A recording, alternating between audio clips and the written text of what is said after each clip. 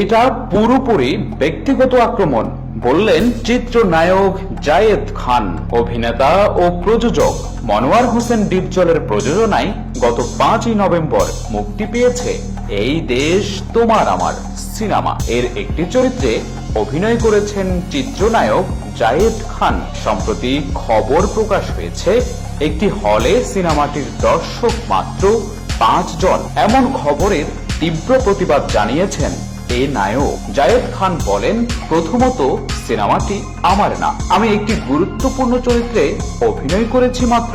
আমাকে হেয় করার জন্য আসলে একটি অনলাইনে এমন খবর প্রকাশ করা হয়েছে। এটা পুরোপুরি ব্যক্তিগত আক্রমণ। সিনেমাটির মুক্তির 1 সপ্তাহ চলছে মাত্র।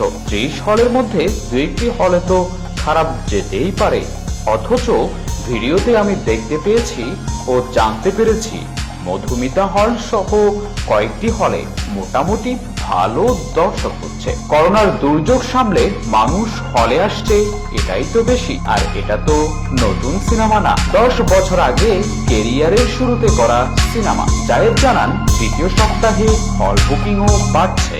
আমাদের ভিডিওটি কেমন লেগেছে এবং ভিডিও নিয়ে কোনো মতামত থাকলে তা কমেন্ট করে জানিয়ে দিন। লাইক এবং শেয়ার করে বন্ধুদের মাঝে ছড়িয়ে দিন।